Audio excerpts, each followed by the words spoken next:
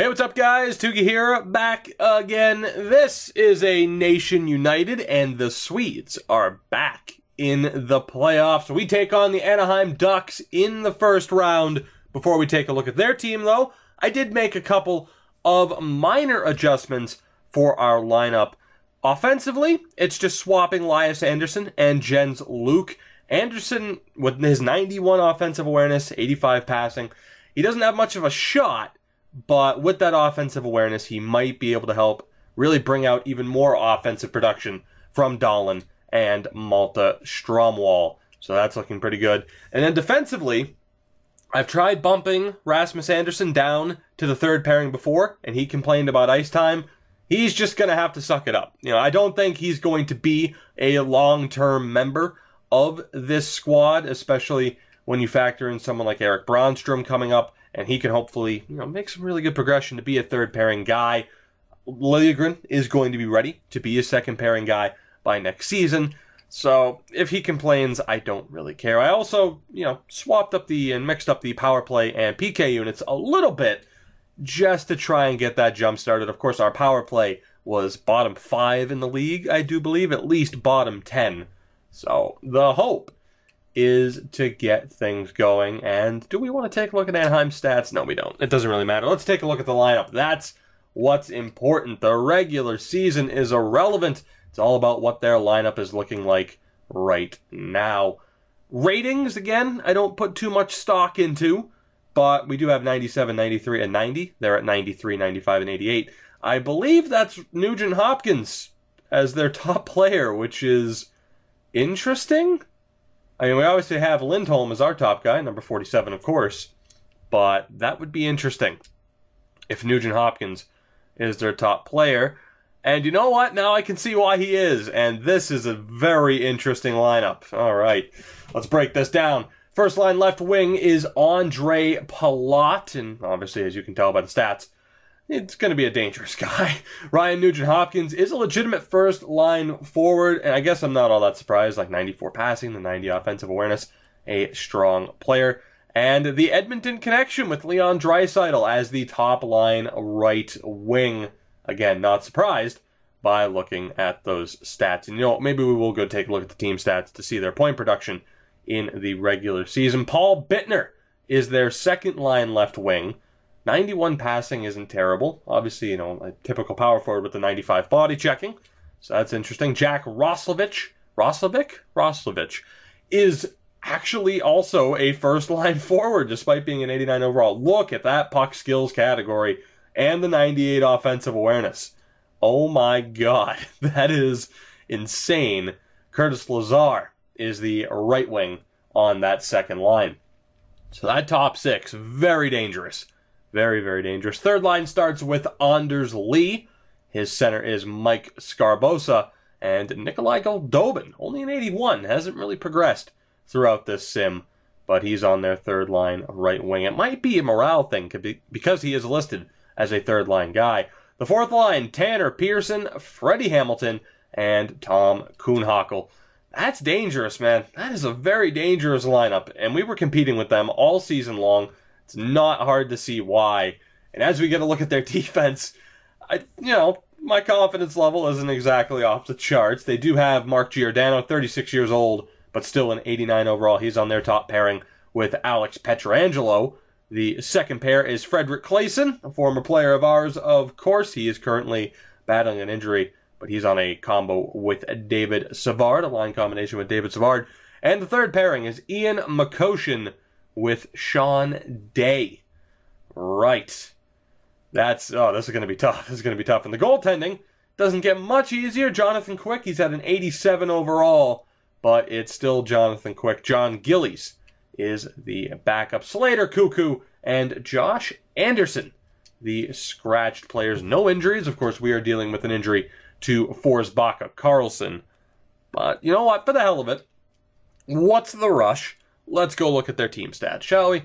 Let's take a look at what they were able to do in the regular season, aside from kick our ass in most of the meetings between the two teams over the past few seasons. I went to playoff stats. That's embarrassing. Let's go to player stats, we'll go to Anaheim, and then we'll get going we'll get going on the sim. And hopefully we can, get past the first round. That'd be pretty sweet. Roslovic, 72 points in 82 games. Nugent Hopkins and Palat also above 60 points themselves. Damn. This could be tough. Mark Giordano, 45 points, a plus 28. Pietrangelo, 20 points, a plus 31. This is going to be a very rough series for us. Jonathan Quick, 63 appearances, only a 915 save percentage, but again, he's still Jonathan Quick. And if you put a little bit of, I guess I'll say a little bit of faith, a little bit of stock into poise actually meaning something, he did have a 90 poise rating. So this could go terribly. This could go terribly. But it is time to find out what's going to happen. Of course, we do have home ice advantage thanks to tiebreakers, thankfully. Let's see if we can make the most of that advantage, though. It is the first period of Game 1, and it is scoreless. That was anticlimactic. Second period, and it's a goal apiece. Rickard Rakell on Gillies. What happened to Jonathan Quick? That's going to be interesting to find out. Roslovic, though, tied this game up. All right, so that's interesting, simply because it was on John Gillies. All the time in these playoff sims, we'll see a goalie get pulled, he'll get injured for just the game, and then he'll be back. But if Jonathan Quick's out, that could be troubling for the Ducks. John Gillies did have a really good save percentage, though. Third period. Let's go. Let's go. Early power play that we can't strike on. We have another one, please. God, man, I know our power play was pretty terrible for the regular season, but I was hoping with that, with the changes that we made, we'd find a way to get that power play going, but so far, that hasn't been the case. It is only the first game of the series, and we might go to overtime, and we are. Wow. Overtime in Game 1, just about even on shots, still even on the scoreboard. Let's get right into it. Place your bets. Who's going to get the game winner? I'm going to say it's going to be... Okay, well, that's not what I was going to say. I was going to say Roslovic for Anaheim or Stromwall for us. It was Filip Forsberg in 24 seconds. And the Stockholm Kings have a 1-0 series lead on the Ducks. Fantastic. Robin Lehner, first star of the game, 33 saves, a 970 save percentage. Forsberg and Rakell with our goals. And we have a lead. That's a long time coming to get that playoff win on the board. The good thing is, too, as well, the Ontario Reign about to play their last regular season game here before Game 2. They'll be making the playoffs as well. This might be a special year for us. You never know. You never know. But really quickly, it would be manage rosters for the injury report. Is Jonathan Quick out? We're still without Forsbacka Karlsson for 2 weeks, but what is the status of Jonathan Quick? And it was one of those instances where he's simply out for the rest of the game. So expect him to be between the pipes for the Ducks in this next game. Let's do this. Game 2. Can we, again, make the most of this home ice advantage? I certainly hope so, but there's only one way to find out, so let's do this. First period of Game 2, and it's a goal apiece. Curtis Lazar, the opening goal, but with 23 seconds left, the late goal from Malte Stromwall. So even though we tied it with a late goal, and that could be a momentum swing, the fact that we outshot them 13-5, and we needed to rely on a late goal to be tied after the opening 20, that's concerning. That is absolutely concerning. But second period, can we turn it around? No, we can't. Again, I thought it was concerning. For good reason. Anders Lee and Tom Kuhnhackl make it a 3-1 game. And that's not good. That's not good. I mean, especially, too, Curtis Lazar, scores from just outside the slot. Still a danger area. The Anders Lee goal, a little bit further over to the outside than the first one. And then Kuhnhackl scores from the point. I don't necessarily know if I blame Robin Lehner. Could be the defense in front of him. I blame Robin Lehner for that one. Roslovic scores from way outside.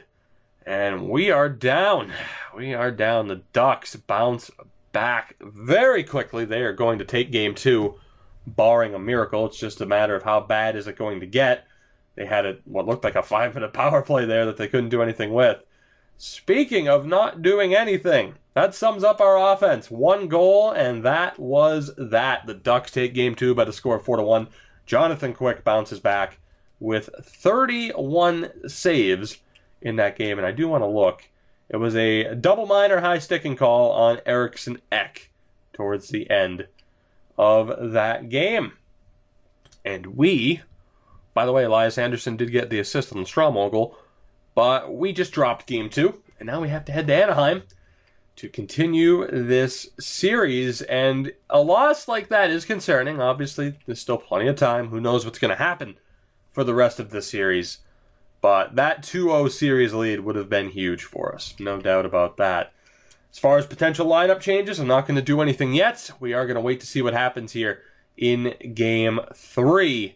Can we get the lead back in the series? Let's find out. First period. And Roslovic is just ripping us a new one. Oh my God. 13 shots to 6, but we're trailing. Not good. Not good at all. Second period. Can we get back on the board? We finally do. Jonathan Dahlen gives us our first goal in quite a while.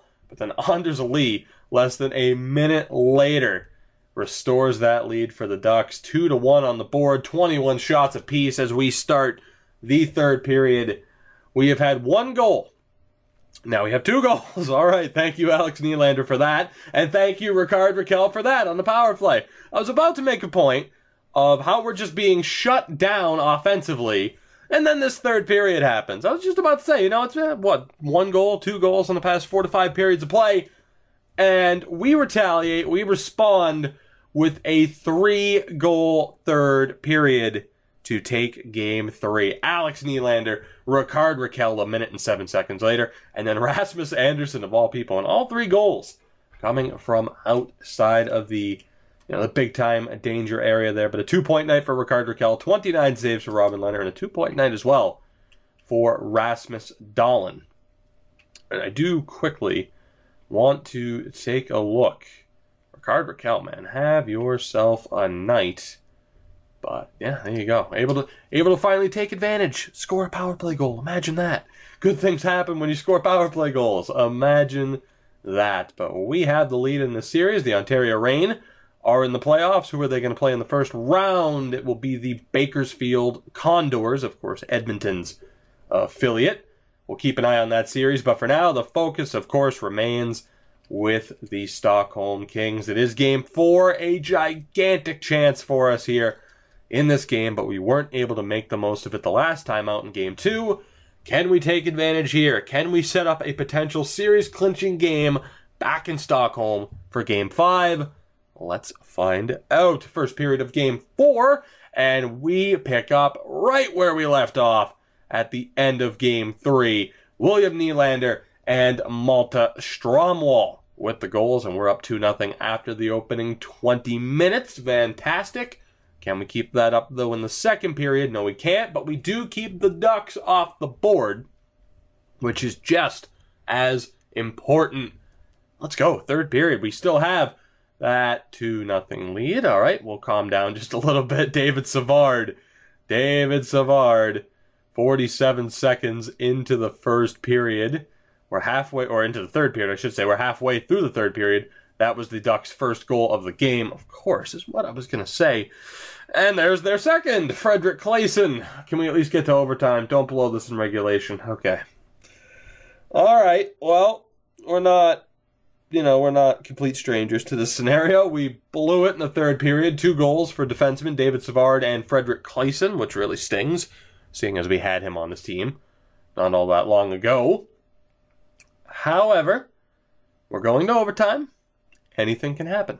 So place your bets. Place your bets. For the Ducks, again, I'm going to say Roslovic. For us, I'm going to go with Rickard Rakell. Those are my 2 bets. Who's going to get the game-winning goal? Let's find out. OT begins. Will it end early once again? No? Well, we at least get outside the first 5 minutes. Come on now. Come on. We need this goal. We need this win. We need that 3-1 series lead. Power play for the Swedes in overtime that they can't do anything with. Under 4 minutes to go. Will we see a double overtime? Yes, we will. Wow. Double OT between the Swedes and Ducks. Let's go. There's nothing to say. It's not like I can make any adjustments from here strategically. We just have to see what happens. Will it end early? Second overtime, and there it is. Eriksson Ek. Joel Eriksson Ek steps up. The biggest goal of his career thus far. And the Swedes have a 3-1 series lead. How do you like that? How do you like that? 3-2 final. In Game 4, after blowing the lead, Robin Lehner shuts the door. He makes 35 saves. A 2.9 for David Savard. 2 helpers for Alex Nylander.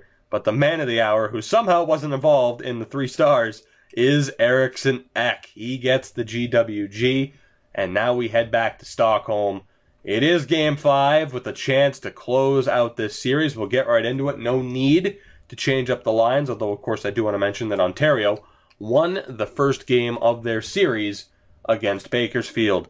Everything's going well for this franchise at the moment. Will it stay that way? It can change on the drop of a hat, a drop of a dime. Say what you want. First period of Game 5. All right, well, I was hoping, you know, with a bit of higher energy, that things would have gone better. It didn't. It didn't. Lucas Bengtsson did get the opening goal of the game, which is nice. But then 2 quick goals, just over a minute apart. Tom Kuhnhackl and Nikolai Goldobin. So we're down 2-1 at the end of the opening 20. But that's okay. There's a long way to go. We're going to win this game. And we're going to close out this series right here and right now. Second period. What did I tell you? There we go. William Nylander. Got to have faith. Got to have faith in the Swedes. William Nylander ties this game up. We've held them to 15 shots through 40 minutes, which isn't too bad. Let's do this. Third period of Game 5. Can the Swedes close out this series, or are we going to have to take the long flight back all the way to Anaheim? Logistically, that would be miserable. Just miserable. It's like the NFL talking about, you know, having a team in London. Like, just, no, that sounds awful. Power play for the Swedes. Nothing doing there. And once again, we head to overtime. Damn, this is a classic Western Conference series where it's like, oh, okay, yeah, let's just go 7 games. Not so much this year, but in prior years, you know, Ducks, Blues, Sharks, they were always going to Game 7s. The Wild, I don't know what I'm talking about anymore. Overtime, let's go. I don't care who gets the winner. Just somebody for our team, please get the winner. We are 5 minutes into OT. Can the Swedes end this series? We're on the power play, please? No? Okay, well, that would have been a nice opportunity, but sure. Let's not make the most of it. Oh boy, under 5 minutes to go here. Will we see a winner, or will we see double overtime? And it will be the latter, double OT. Let's get right into it. Let's get right into it. And it's Ian Makoshin. Damn it. Damn it. Oh boy. Okay, hold on. Let's really dissect this here, shall we? Okay, so we lost. That step 1, we lost. It's now a 3-2 series. Ian Makoshin scored on Marcus Högberg. Is Robin Lehner injured? Or was it just one of those one-offs that we saw with, you know, with like Jonathan Quick earlier in this series? Oh, God. All right, so not only do we lose, but we may have lost the services of Robin Lehner. Let's find out. Moment of truth here. Are we without our starting goaltender? And that doesn't appear to be the case. Okay, so it was just one of those one-off injuries. Robin Lehner is good to go. All right, Game 6, man. I'm not going to make any lineup changes. I mean, this team should be good enough to make it through. Anaheim, obviously, as we've said, have a good team. But we should be able to finish off and ice this series right here, right now. Game 6. And Anaheim, in Anaheim. I said that awkwardly. That's okay. Game 6, let's go. First period is scoreless. Second period, we'll go right to it. And it's Michael Scarbosa scoring on Robin Lehner. And that sets up this third period. Can you tell I'm getting a little bit anxious that this might go poorly? Especially after looking at Anaheim's team. Very much concerned. We have a power play, though, here in the third. Can we do anything with it? Of course we can't. Of course we can't. Power play for Anaheim. We kill that off. Oh my God, please. 5 minutes to go. Are we going to Game 7? For the love of God, yes we are. Tom Kuhnhackl, the empty netter. A shutout. A 27-6 save shutout for Jonathan Quick in Game 6. And we have blown a 3-1 series lead, and we're going to Game 7. The right side is Ontario swept Bakersfield, so that's cool, right? Oh, no. All right, we at least have to take a look at the lines here. We have to. Desperation time, man. Desperation time. Every other series has come to an end. Calgary over Minnesota in 7. Winnipeg over Nashville in 6. Chicago over Colorado in 6. Buffalo over Detroit in 7. Tampa over Montreal in 6. Columbus over New Jersey in 5. And the same scoreline for the Rangers as they eliminated the Capitals. All right, what can we do here? We have to win, man. We have to get past the first round. Forsberg's been relatively quiet. That's all right. So immediately, Rickard Rakell is getting bumped up. There's no doubt about that. Who has the better shot? Debatable. We'll say it's Alex, so we'll put him on the offside. We'll go with Forsberg, Burakovsky, Arvidsson, potentially. Anderson has one. All right, so that second line's not. Third line is really struggling defensively, which isn't too big of a surprise. I mean, obviously their defensive ratings are a bit rough. How's the fourth line doing? Haven't contributed much, but they're also not minus players. So that first line is set. I'm gonna have. What am I gonna do here? What am I gonna do? Do I want Dahlin and Stromwall on that second line instead of Burakovsky and Arvidsson? I don't necessarily know. So let's see, Dahlin, what did he have? 2 points, 2 points there as well. Let's see, what do I want to do? You know what?